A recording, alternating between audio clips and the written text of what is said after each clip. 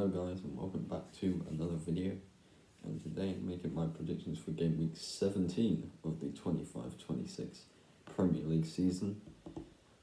As you can see, I'm in the other location of the kitchen, and let's see how I did last week.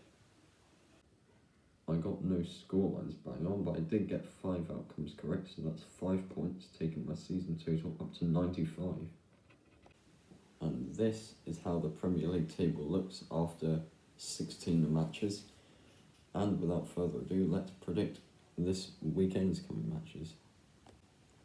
And we're going to start with Newcastle against Chelsea at St James's Park this afternoon, 12:30 kickoff, the early kickoff.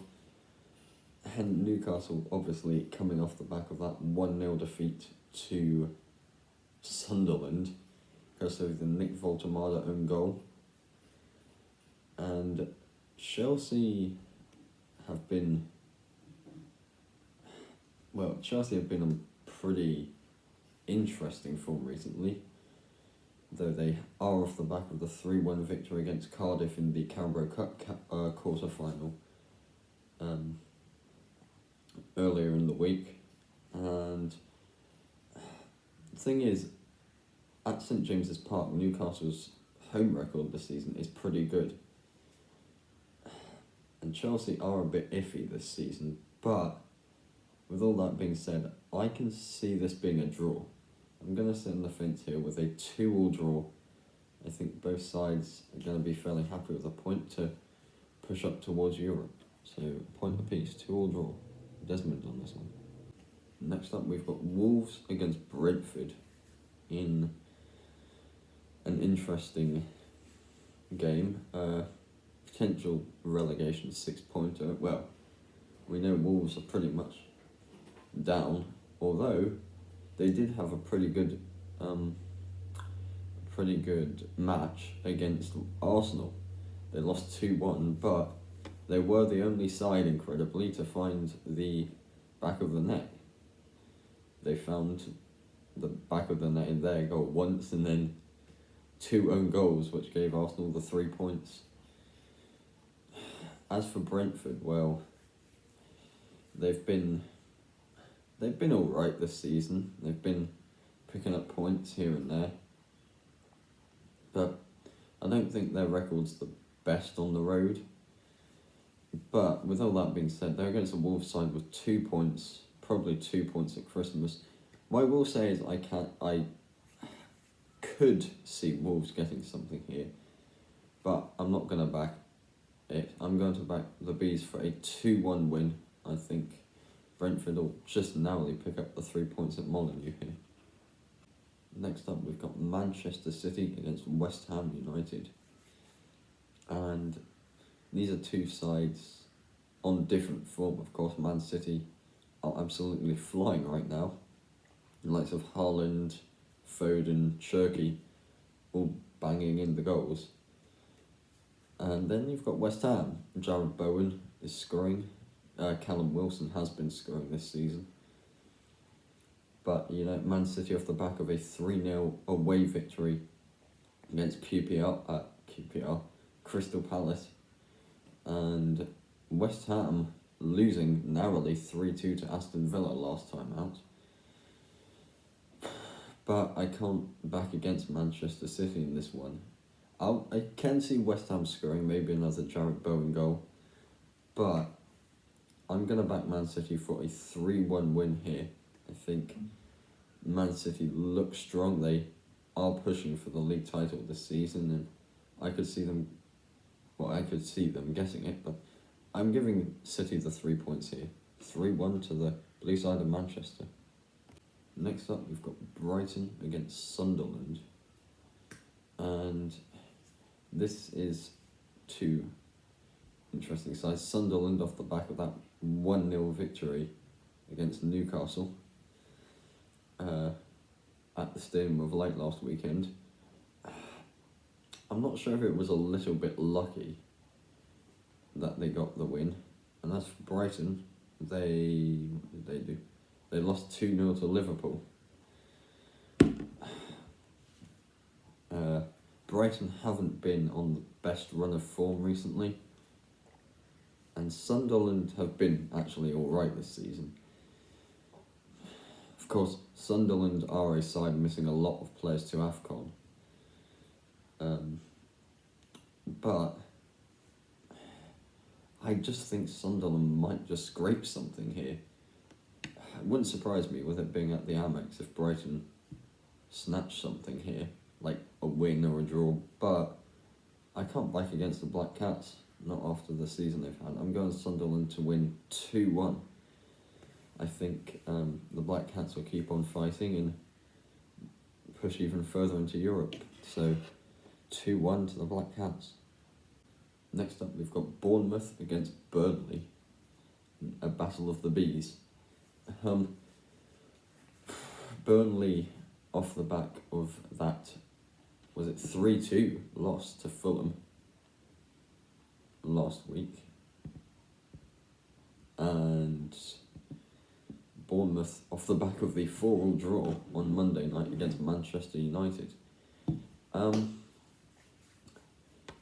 It's at the Vitality Stadium, so I'm sure the bookies and all the signs are pointing to a Bournemouth win here.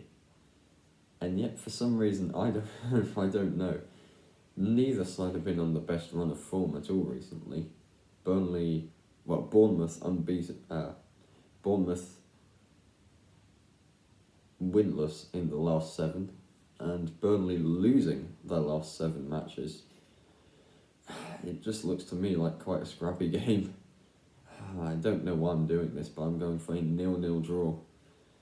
A 0-0 ball. I think I could definitely see Bournemouth scoring. I could definitely see both scoring. But for some reason, I'm going for a goalless draw.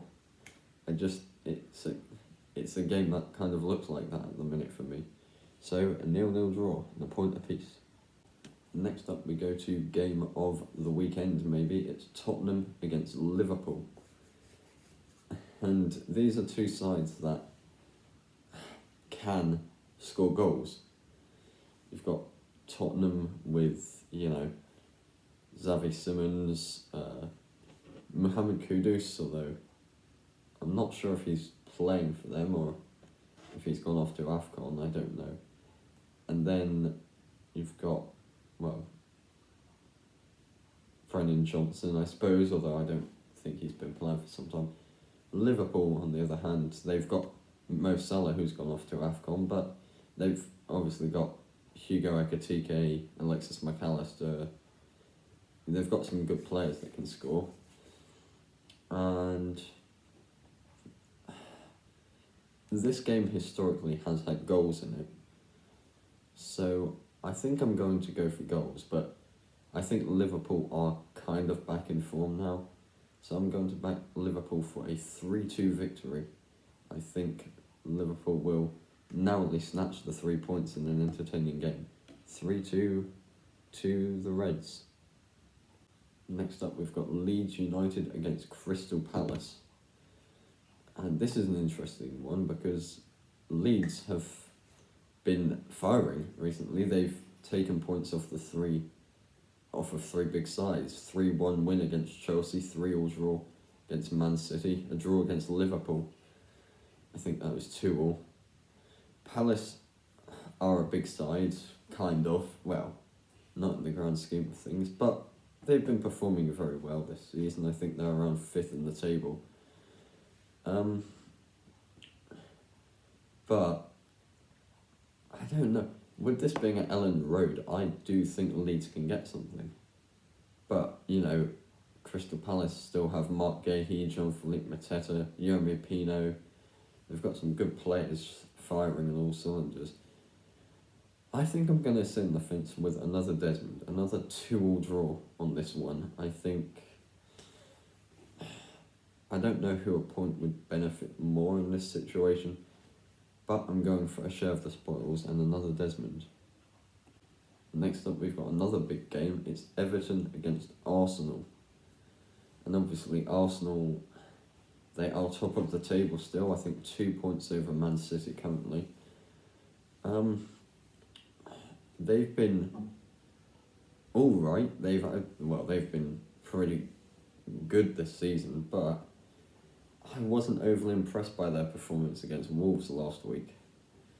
They didn't them themselves, despite getting the win, they didn't find the back of the net once.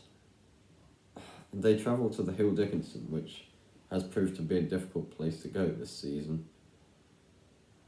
With it being at the Hill Dickinson, I could see Everton getting something here. But I just look at Arsenal, and I just think the squad they have is probably going to be firing again. And I think it will probably just be enough to snatch the 3 points. I'll go for Arsenal to edge it 2-1. But, I mean, they've got, Bukayo Saka, Declan Rice, Eberechi Eze, Noni Madueke. The list goes on and on that can score goals for them. And I think they're going to pick up the 3 points and remain top at Christmas. How about that?